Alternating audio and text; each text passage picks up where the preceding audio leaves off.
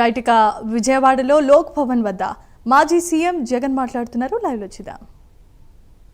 Government పేరు మాత్రమే పెడతామంటారు. రేపు పొద్దున హెరిటేజ్ కంపెనీకి గవర్నమెంట్ పేరు పెట్టి కింద చిన్న హెరిటేజ్ అని పెడితే హెరిటేజ్ గవర్నమెంట్ అయిపోతుందా? అందరూ ఆలోచన చేయాలి.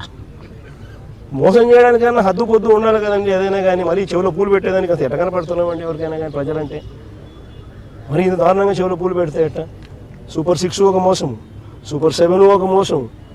ఇంతకుముందు ఎన్నికలప్పుడు జగన్ ఇచ్చేటివన్నీ కాక అడిషనల్గా సూపర్ 6 చేస్తాను, సూపర్ 7 చేస్తానని.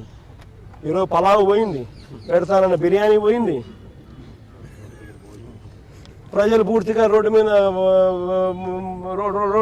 రోడ్డును పడిన పరిస్థితులు ఈరోజు కనిపిస్తూ ఉన్నాయి. అభికథ దేవుడు ఎరుగు. చదువుకుంటున్న పిల్లలకు ఫీజు రీయింబర్స్మెంట్ లేదు. ఈ డిసెంబర్ వస్తే 8 క్వార్టర్లు. విద్యా దీవెన లేదు, వసతి దీవెన లేదు. పిల్లలు చదువులు మానేస్తూ ఉన్నారు. జీఆర్ రేషియోస్ తగ్గినాయి. ఆరోగ్యశ్రీ లేదు. నెట్వర్క్ హాస్పిటల్స్కి ఇవ్వాల్సిన బకాయిలు ఇవ్వకపోవడంతో వాళ్ళు బోర్డులు తిప్పేసినారు. మరోవైపు గవర్నమెంట్ హాస్పిటల్ పరిస్థితి ఇది, అది కూడా ప్రైవేట్కి ఇచ్చేస్తున్నాడు.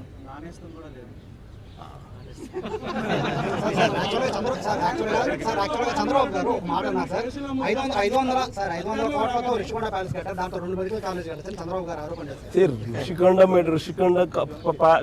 రిషికొండలో నువ్వు చెప్పి హోటల్ రిసార్ట్ కార్యక్రమం ఏదైతే ఉందో 230 కోట్లు 240 కోట్లు అది పొద్దు విశాఖపట్నానికి నిజంగా ఆనిముత్యంగా ఉంది. అదే చంద్రబాబు నాయుడు యోగా కోసం, యోగా గుర్తుందా? యోగా అనేది గుర్తుందా? ఒక్కరోజు ప్రోగ్రాం యోగాకు ఖర్చు పెట్టిందంట 330 కోట్లు. 330 కోట్లు. కనీసం నేనన్నా 240 కోట్లు పెట్టి బ్రహ్మాండమైన బిల్డింగ్ కట్టి విశాఖపట్నానికి తలమానికంగా ఉంది ఆ బిల్డింగ్. ఈ పొద్దు కూడా పోయినాను అనుకో, ఆ బిల్డింగ్లోకి ఎవరైనా పోయి చూస్తే విశాఖపట్నం అంతా పోయిన టూరిస్ట్ ప్లేస్ కింద కనపడుతుంది.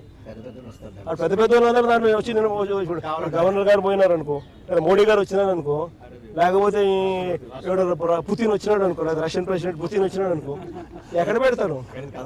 బ్రహ్మాండమైన రాజభవనం లాంటి బిల్డింగ్ అది. 230 కోట్లతో కట్టినందుకు మాన్యుమెంట్ అక్కడ తయారైంది. వేరే ఇక్కడ ఒకరోజు యోగా, ఒకరోజు 330 కోట్లు, 330 కోట్లు ఆవిరి. దాన్ని ఏమంటారు?